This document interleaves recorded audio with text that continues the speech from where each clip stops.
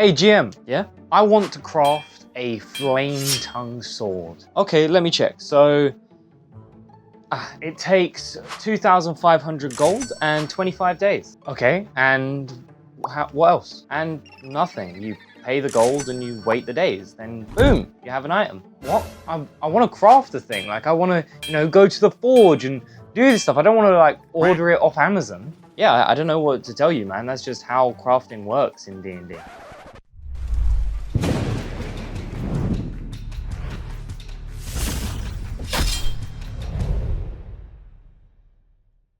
Welcome to Grit and Glory, the brand new TTRPG that changes the game. If you like the video, of course, don't forget to like, comment, and subscribe. We must appease the YouTube algorithm. And if you don't want to miss a future upload, don't forget to hit that little bell icon. But if you do want to be more a part of the community, don't forget to join our Discord, which is in the description below, where we chat, we play games, and we even post the occasional poll to get your guys' input. But now, on with the video.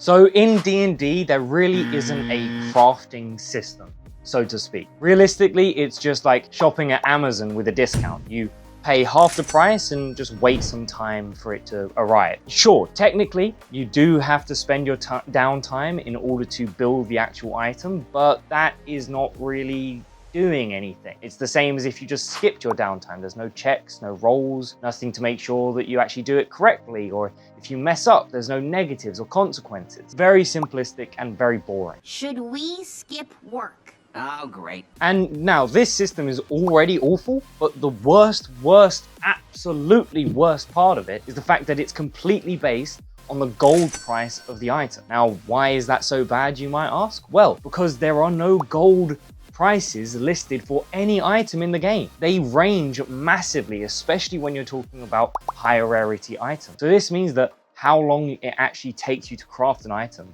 and how much gold you have to invest is kind of random. Brilliant!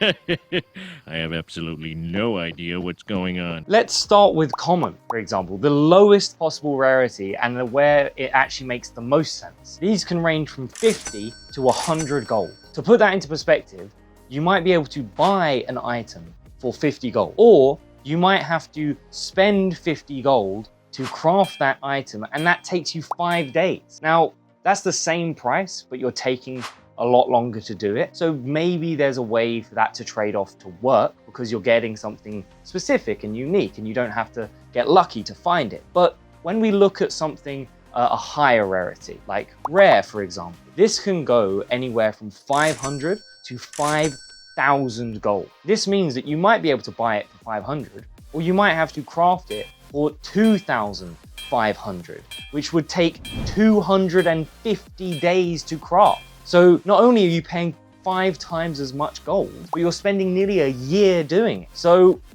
it makes no sense. I'm too weak.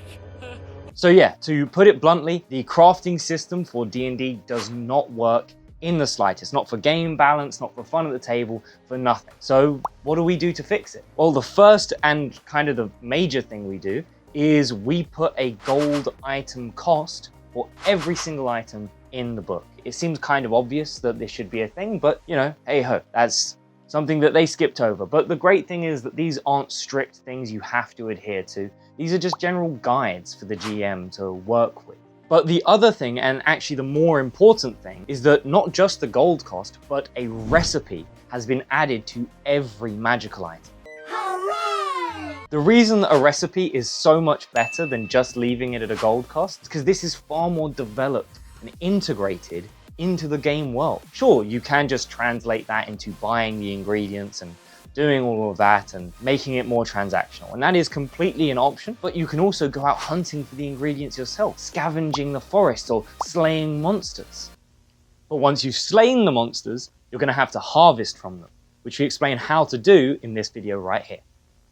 And I know what you might be thinking, do we have thousands and thousands of different types of ingredients listed that just completely clogs up the book? No, we don't. We've made it a lot better and a lot more modular. So each ingredient has a different kind of tag to describe what it does and how it can be used. And these tags apply across many different ingredients. But that allows you to be innovative. And when you're making homebrew, you can actually do it in the world. Imagine you're playing some kind of innovative blacksmith or genius artificer. You can take ingredients with different tags, knowing roughly what they'll do, and mix them together to try and create your masterpiece. Such perfection. But once you do have the ingredients and you know what you're going to try and do, how do you do it? Well, in Grit and Glory, we don't just skip time. This actually involves doing things.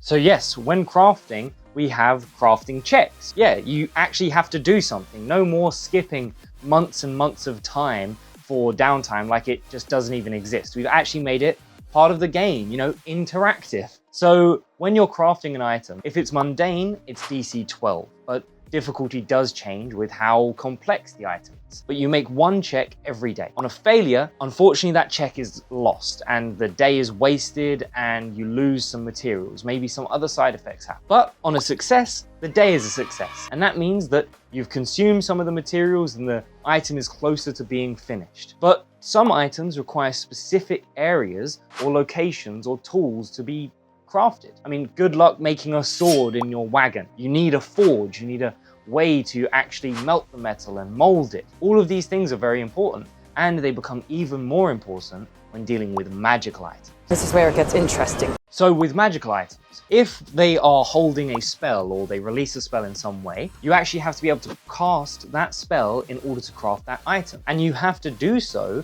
at the start of each working day, almost like you're trapping the magic inside of those ingredients as you use it. And this can change in difficulty as the rarity of the item increases and its strength and power increases, all the way up to the ultimate artifacts. When you succeed, an item in the recipe is consumed. Now, why might you want items to be consumed? You could ask, dear attentive viewer. Thank you so much. That allows me to move on to my next point.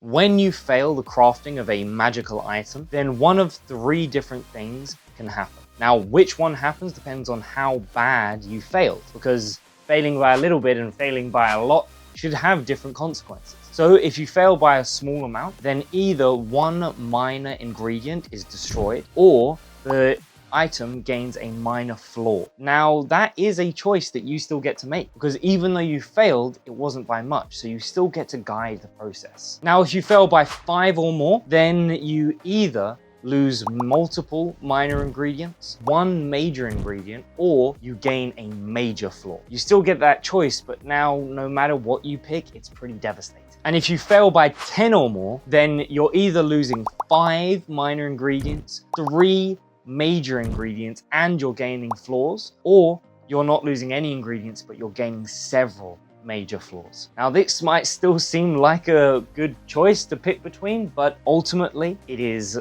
going to be devastating no matter what.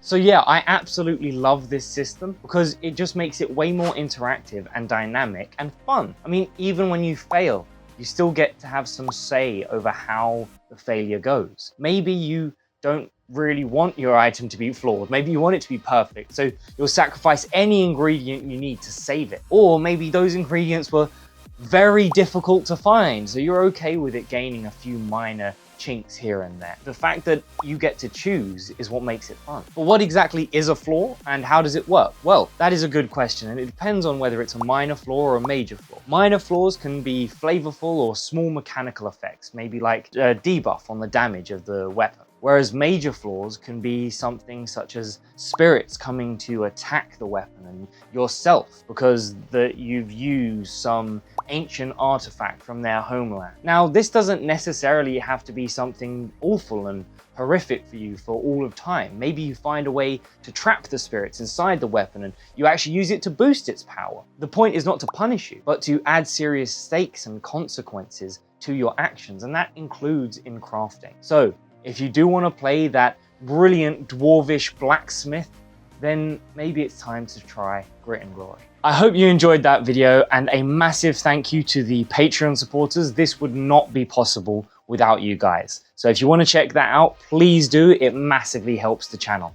But on bigger news, the Grit and Glory Kickstarter is officially going live September 24th. So keep that in date. The great thing is that early backers can actually start from today. For just £1, you can secure yourself guaranteed early access to all of the goodies from the Kickstarter. In the meantime though, why not check out one of these amazing videos?